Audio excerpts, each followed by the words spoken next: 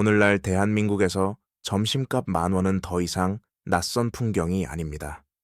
퇴근길, 가벼운 마음으로 마트에 들러 몇 가지 식재료만 집어들어도 영수증에는 5만 원이라는 숫자가 선명하게 찍히죠.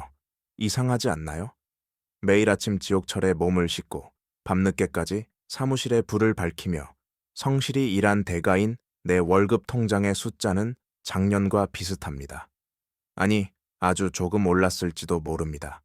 하지만 우리는 본능적으로 느끼고 있습니다. 작년보다, 아니 재작년보다 삶이 팍팍해졌다는 사실을 말입니다. 이것은 단순한 기분 탓이 아닙니다. 당신의 노동 가치가, 당신이 바친 귀한 시간이 시장이라는 거대한 용광로 속에서 소리 없이 녹아내리고 있다는 명백하고도 잔인한 신호입니다. 데이터는 우리가 마주한 이 암담한 현실을 수치로 증명합니다. 지난 몇 년간 서울의 아파트 평균 가격은 약 40% 안팎으로 치솟았습니다. 우리가 잠든 사이 미국의 S&P 500 지수는 90%에 가까운 상승률을 기록했고 누군가는 비트코인이 1억 원을 넘었다는 소식에 환호합니다.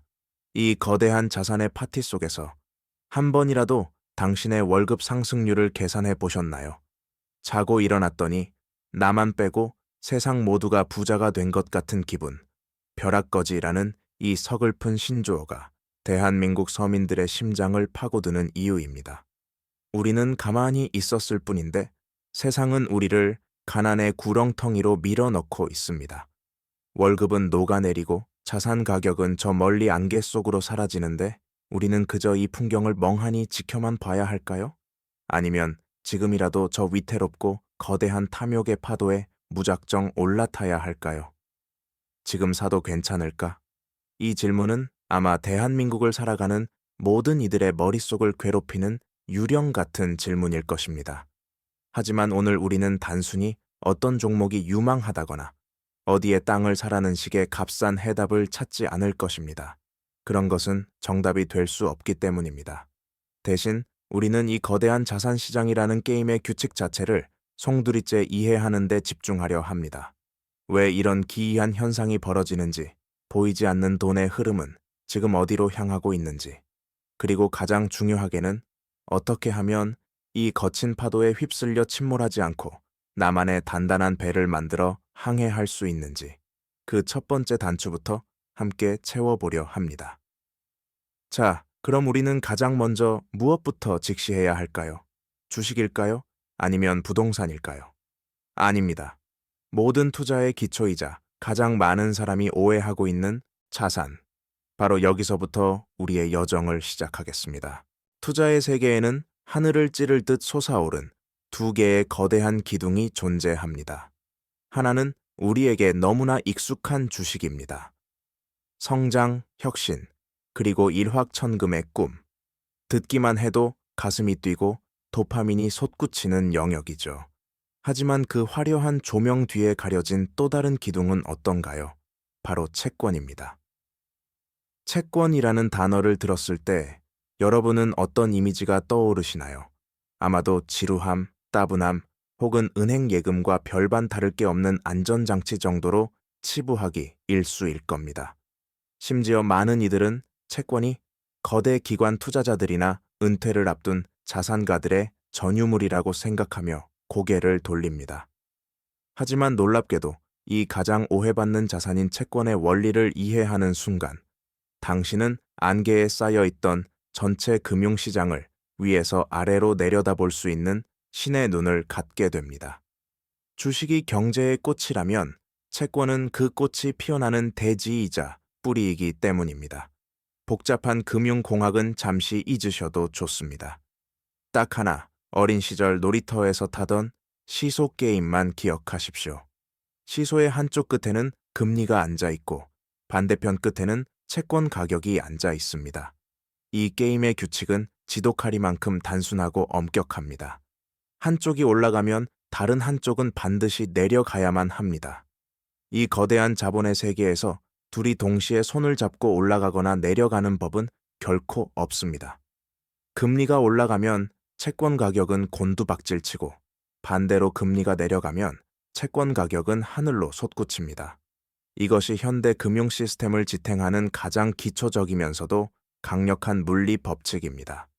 실제 숫자로 이 냉혹한 법칙을 확인해 볼까요? 여기 대한민국 정부가 발행한 10년 만기 국고채가 있다고 가정해 봅시다. 정부는 이 채권을 사는 대가로 1년에 3.5%의 이자를 꼬박꼬박 주겠다고 약속했습니다. 저는 이 국가의 약속을 믿고 1,000만 원을 투자했습니다. 매년 35만 원의 이자가 들어오니 나름 쏠쏠한 수익입니다. 그런데 갑자기 예상치 못한 변수가 발생합니다. 한국은행이 치솟는 물가를 잡겠다며 기준 금리를 4.0%로 전격 인상한 것입니다. 시장의 금리가 올라가자 시소의 한쪽이 번쩍 들렸습니다. 그렇다면 제가 가진 채권의 가치는 어떻게 될까요? 규칙대로라면 내려가야 합니다. 왜일까요? 이제 시장에는 4.0%의 이자를 주는 새로운 국가 채권들이 쏟아져 나오기 때문입니다. 생각해 보십시오. 세상에 40만 원의 이자를 주는 새 채권이 널려 있는데 누가 제 손에 들린 35만 원짜리 낡은 채권을 1,000만 원이나 주고 사려 하겠습니까? 아무도 없을 겁니다. 만약 제가 이 채권을 팔아 현금을 확보하고 싶다면 가격을 깎아주는 수밖에 없습니다. 예를 들어 980만 원에 내놓는 것이죠. 그래야 새로 사는 사람이 부족한 이자 5만 원을 원금 차익으로 보상받아 4%의 수익률을 맞출 수 있으니까요. 금리가 오르자 내 자산의 매력이 증발하며 가격이 하락한 것입니다. 반대의 경우도 마찬가지입니다. 금리가 3.0%로 떨어지면 3.5%를 주는 제 채권은 모두가 탐내는 희귀템이 되어 가격이 1,020만 원, 1,030만 원으로 치솟습니다. 이 단순한 시소의 원리 때문에 전 세계 모든 투자은행과 펀드 매니저들이 중앙은행 총재의 입술 모양 하나에 수조 원의 향방을 결정짓는 것입니다. 그들의 말 한마디에 거대한 자본의 시소가 요동치기 때문입니다. 자, 이제 우리는 채권이라는 시소의 명확한 규칙을 이해했습니다. 그렇다면 이런 생각이 들 수 있습니다. 금리가 내려갈 것 같을 때 무조건 채권을 사면 되겠네? 특히 만기가 아주 긴 장기채를 사면 시소의 길이가 길어져서 수익이 극대화되지 않을까? 이론적으로는 완벽한 전략입니다. 하지만 여기에는 초보 투자자들이 평생 모은 자산을 단숨에 녹여버릴 수 있는 지독하리만큼 치명적인 함정이 숨어 있습니다. 도대체 그 정체가 무엇일까요? 금리가 떨어질 것이라는 확신이 들 때 만기가 20년, 30년 뒤인 장기채를 사는 것은 마치 시소의 길이를 30m쯤으로 길게 늘리는 것과 같습니다. 시소가 길면 길수록 반대편 끝을 살짝만 눌러도 내가 앉은 쪽은 하늘 위 구름 끝까지 솟구치게 되죠. 이것이 바로 장기차의 투자가 가진 거부할 수 없는 매력입니다. 하지만 잊지 마십시오. 그 거대한 시소는 반대 방향으로도 똑같이, 아니 훨씬 더 잔인하고 무겁게 움직인다는 사실을 말입니다. 금리가 여러분의 예상과 달리 단 1%만 어긋나게 움직여도 30년짜리 장기채의 가격은 두 자릿수 이상의 손실을 내며 순식간에 곤두박질 칩니다. 이것이 얼마나 공포스러운 일인지 체감이 되시나요? 이는 웬만한 고위험 기술주가 고점에서 추락하는 것과 맞먹는 수준의 충격입니다. 실제로 2022년과 2023년 수많은 투자자가 이제 금리 인상은 끝났다 고 예측하며 미국의 20년 이상 장기차의 ETF인 TLT로 구름처럼 몰려들었습니다. 결과는 참혹했습니다. 시장의 오만한 예측 비웃기라도 하듯 미국 중앙은행은 금리를 계속해서 밀어 올렸고 TLT의 가격은 고점 대비 무려 40% 이상 증발했습니다. 세상에서 가장 안전한 자산이라는 채권의 이름표를 믿고 전 재산을 던졌던 이들은 주식 시장보다 더 잔혹한 고통을 맛봐야 했습니다. 장기차의 투자는 사실상 것이 경제의 모든 변수를 완벽히 통제하고 금리의 방향을 정확히 맞추어야 하는 전문가들도 혀를 내두르는 고난도 배팅입니다. 이것은 잔잔한 호수에서 한가로이 낚시를 즐기려 배를 띄운 것이 아니라 집채만한 파도가 집어삼킬 듯 몰아치는 겨울바다 한가운데서 맨몸으로 서핑을 하는 것과 같습니다. 초보자가 올라타기에는 너무나도 높고 위험한 생존을 장담할 수 없는 파도인 셈입니다. 우리는 부자가 되기 위해 투자를 시작했지만 그 파도에 휩쓸려 항해를 시작하기도 전에 배가 부서지는 비극을 맞이해서는 안 됩니다. 그렇다면 우리는 어떻게 해야 할까요? 채권이라는 이 훌륭한 자산을 그저 위험하다는 이유로 포기해야 할까요? 아닙니다. 지혜로운 항해사는 거친 파도를 정면으로 돌파하기보다 파도가 치지 않는 아주 잔잔한 호숫가로 배를 옮깁니다. 시소의 길이를 30m가 아니라 흔들림이 거의 느껴지지 않는 1m짜리 아주 짧은 것으로 바꾸는 전략입니다. 이것이 바로 만기가 매우 짧은 단기채의 세계입니다. 단기채는 금리가 아무리 춤을 추어도 가격 변동이 극히 적습니다. 은행 예금보다는 유연하면서도 채권 중에서는 가장 방어력이 높은 자산이죠. 하지만 이 안전한 국가 채권들을 우리가 시장에서 하나하나 직접 사기에는 과정이 번거롭고 복잡합니다. 그래서 탄생한 현명한 대안이 바로 당위 국채 ETF입니다. 한국 시장에는 코덱스, 단기 채권이나 타이거, 티거, 단기 통한차에 같은 상품들이 이미 자리를 잡고 있습니다. 여기서 시야를 조금만 더 넓히면 세계에서 가장 거대하고 안전한 금고라고 불리는 미국 단기 국채에 투자하는 길도 열립니다. 서학 개미들이 사랑하는 SGOV나 국내에 상장된 미국 달러 단기 채권 ETF들이 바로 그것입니다. 이러한 상품들은 대한민국 정부 혹은 세계 최강국인 미국 정부가 지급을 보증하는 가장 안전한 채권들을 수십 개씩 모아놓은 안전자산의 바구니라고 생각하시면 됩니다. 이 단기차의 ETF의 매력은 실로 압도적입니다. 주식처럼 스마트폰 앱으로 손쉽게 사고팔 수 있으면서도 은행 예금보다 높은 수준의 이자를 매일매일 복리로 쌓아줍니다. 특히 미국 단기채에 투자할 경우 이자 수익은 물론이고 달러라는 기축통화를 보유하게 되는 효과까지 덤으로 얻게 됩니다. 마치 우리가 흔히 쓰는 파킹 통장의 글로벌 업그레이드 버전 같은 존재죠. 여기서 우리가 놓치지 말아야 할 핵심은 이것입니다. 투자를 처음 시작하는 우리에게 채권의 첫 번째 목적은 대박이 아니라 안정성의 확보여야 합니다. 변동성이 극심한 주식시장이라는 거친 바다에 내 모든 자산을 던져 넣기 전에 어떤 폭풍 후에도 흔들리지 않을 단단한 금융적 앵커, 즉 닻을 내리는 과정이 반드시 필요합니다. 내 자산의 일부를 가장 안전한 곳에 묶어두고 심리적 평화를 얻는 것. 이것이야말로 우리가 장기채의 위험한 유혹을 뿌리치고 단기채 ETF로 첫 채권 투자의 발걸음을 떼어야 하는 진짜 이유입니다. 자, 이제 우리는 가장 안전하고 튼튼한 땅, 즉 단기채 ETF라는 기초 공사를 할 준비를 마쳤습니다. 그렇다면 이 단단한 집안 위에 어떤 기둥을 세우고 어떤 벽을 쌓아 올려야 나만의 난공불락 금융하우스를 완성할 수 있을까요? 1,000만 원이라는 예산으로 세상 그 어떤 경제 위기에도 흔들리지 않는 집을 짓는 구체적인 설계도를 다음 이야기에서 펼쳐보겠습니다. 마침내 우리는 가장 안전하고 단단한 땅을 찾았습니다. 단기차의 ETF라는 이름의 집안 말이죠. 이제 여러분은 단순한 투자자가 아니라 1,000만 원이라는 예산을 가진 금융하우스의 건축가입니다. 우리의 목표는 남들에게 과시하기 위한 화려한 성을 짓는 것이 아닙니다.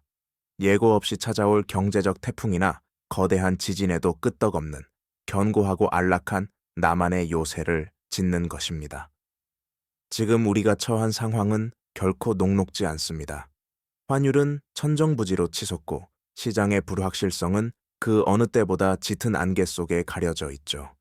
그래서 이번 설계도의 핵심은 화려한 수익률보다는 생존과 방어에 초점을 맞췄습니다. 어떤 폭풍우가 몰아쳐도 무너지지 않는 요새를 짓는 실전 전략, 그 첫 장을 넘겨보겠습니다. 첫 번째 단계는 집 전체를 지탱할 거대한 기초 공사입니다. 전체 예산의 무려 50%, 즉 500만 원을 여기에 과감히 투입합니다. 이 자금이 향할 곳은 바로 미국 단기 국채 ETF입니다. 왜 하필 절반이라는 큰 비중을 미국 국채에 할당해야 할까요? 지금처럼 대외 변수가 많고 환율이 요동칠 때 원화라는 땅은 자칫하면 질퍽거리는 진흙탕으로 변할 수 있습니다. 이럴 때는 전 세계 자본시장에서 가장 단단한 안반으로 통하는 달러 위에 집을 지어야만 합니다. 미국 단기 국채를 보유한다는 것은 단순히 이자를 받는 것을 넘어 내 자산의 절반을 가장 강력한 기축통화인 달러로 치환해 둔다는 전략적 의미가 있습니다. 이렇게 하면 환율이 폭등하는 위기 상황에서 내 자산 가치는 달러의 가치와 함께 상승하며 스스로를 보호합니다. 남들이 환율 때문에 발을 동동 구를 때 당신의 요새는 오히려 더 단단해지는 것이죠. 게다가 미국 정부가 약속한 꼬박꼬박한 이자 수익은 덤입니다. 결국 미국 단기 국채 투자는 환차익 방어와 안정적인 이자 수익이라는 두 마리 토끼를 잡는 가장 확실한 기초 공사가 됩니다. 기초가 흔들리면 아무리 멋진 기둥을 세워도 무너질 수밖에 없습니다. 50%의 달러 자산이라는 이 거대한 안반이 여러분의 금융하우스를 지탱하는 최후의 보루가 되어줄 것입니다. 기초 공사를 마쳤다면 이제 집이 어떤 외부의 압력에도 무너지지 않도록 지탱해줄 든든한 기둥을 세울 차례입니다. 전체 예산의 20%인 200만 원을 이 기둥에 투자합니다. 이 기둥의 재료는 다름 아닌 금, 골드입니다. 앞서 다진 기초가 달러라는 화폐적 기반이라면 이 기둥은 그 어떤 화폐 시스템조차 믿을 수 없는 극한의 상황에서 우리를 지켜줄 실물 자산이어야 합니다. 인류 역사 5,000년 동안 단 한 번도 가치를 잃지 않았던 금은 전쟁이나 초인플레이션으로 종이 화폐가 한낱 휴지 조각이 되는 순간에도 독보적인 빛을 발합니다. 내 자산의 20%를 금으로 채운다는 것은 금융 시스템 전반이 흔들리는 거대한 위기 속에서도 우리 집의 중심을 잡아줄 불변의 기둥을 세우는 것과 같습니다. 이자는 없지만 대신 가장 확실한 생존의 보증 수표를 쥐는 셈입니다. 기둥을 세웠다면 이제 외부의 변화를 관찰하고 미래의 에너지를 받아들일 큰 창문을 낼 차례입니다. 남은 예산 중 또 다른 20%인 200만 원을 여기에 할당합니다. 이 창문의 이름은 반도체와 AI 테크 같은 성장주 ETF입니다. 우리가 견고한 요새를 짓는다고 해서 햇빛조차 들지 않는 어두컴컴한 벙커 속에만 숨어 살 수는 없습니다. 세상은 우리가 잠든 사이에도 혁신을 거듭하며 변하고 있습니다.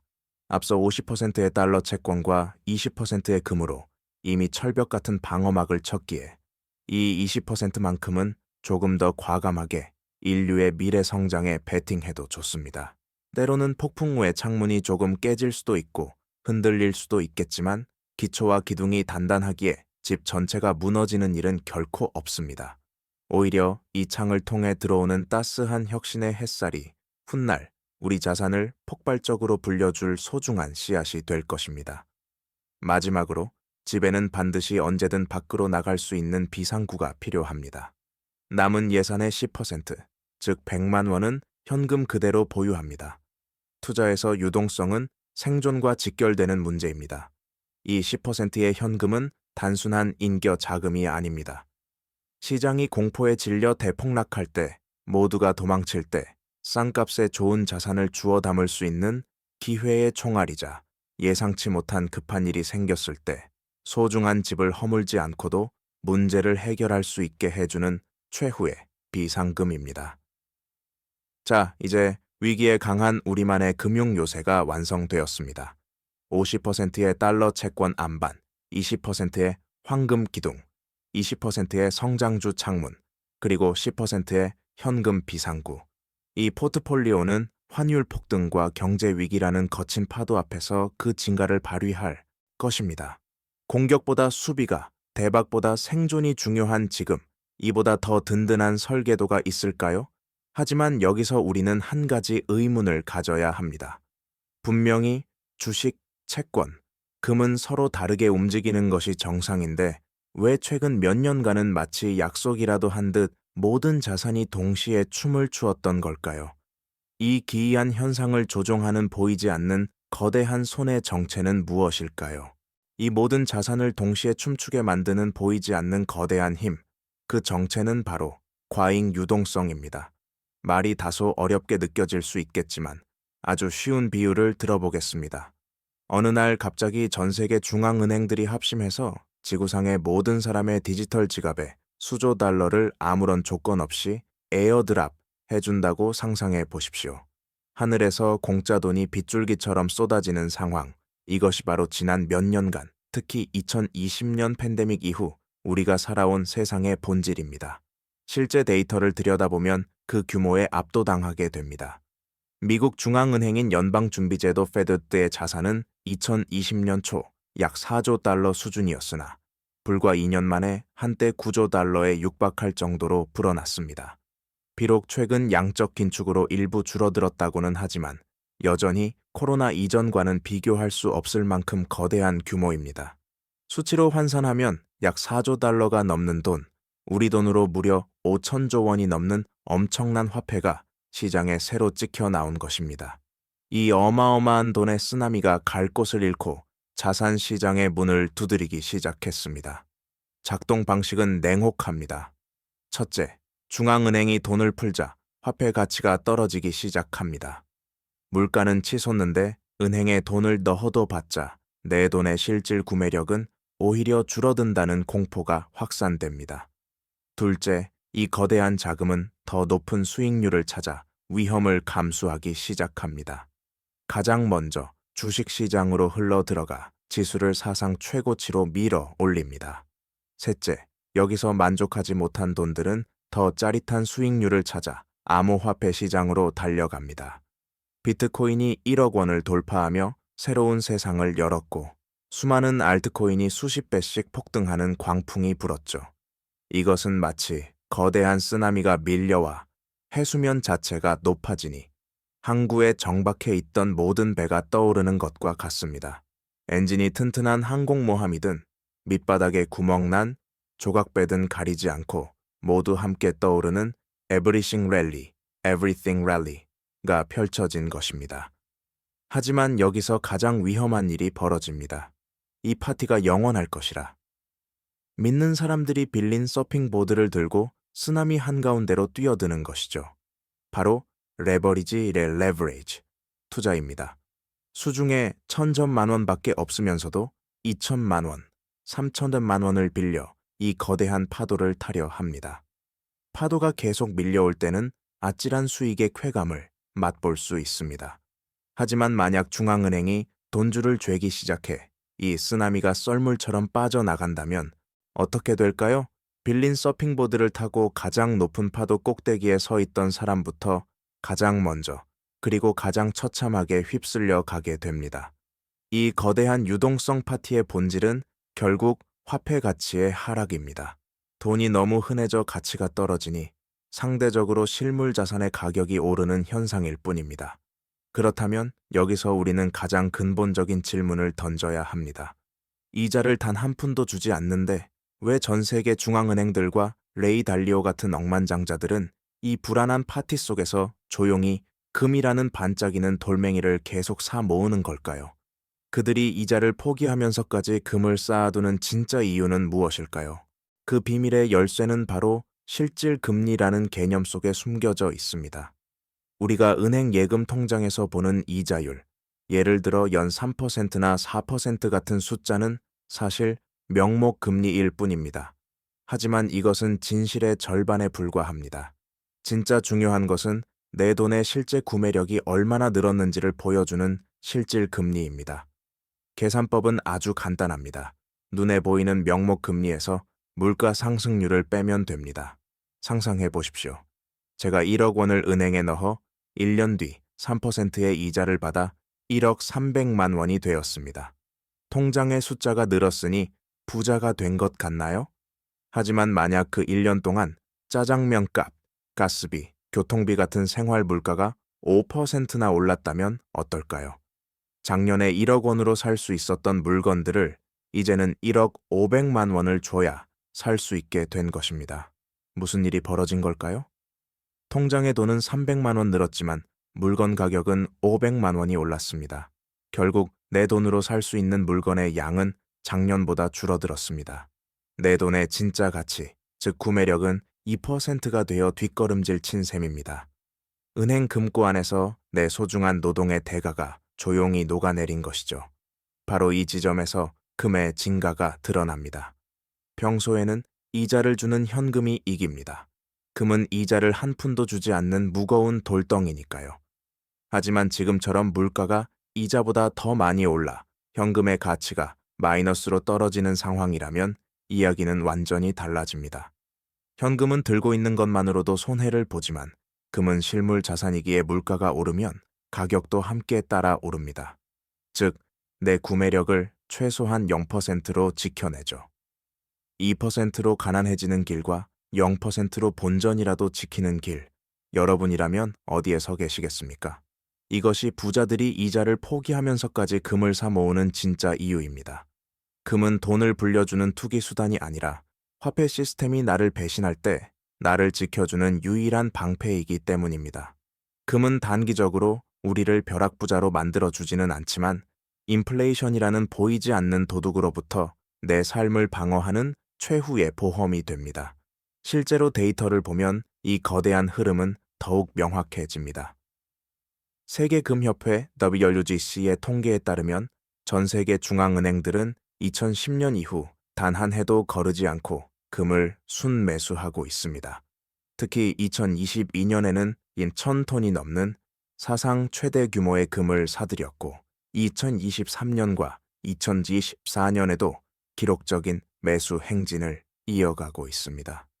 화폐를 발행하는 주체인 중앙은행들조차 자신들이 만든 종이 화폐의 가치를 온전히 믿지 못하고 그 대안으로 금을 쌓아두고 있다는 명백한 신호입니다.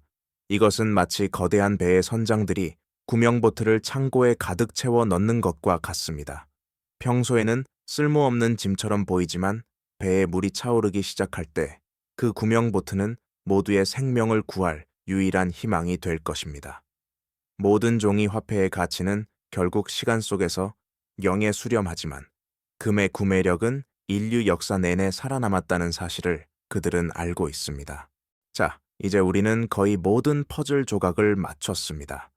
녹아내리는 월급에 대한 실존적인 불안감에서 출발해 금리와 가격이 춤을 추는 채권의 시소 게임을 배웠습니다.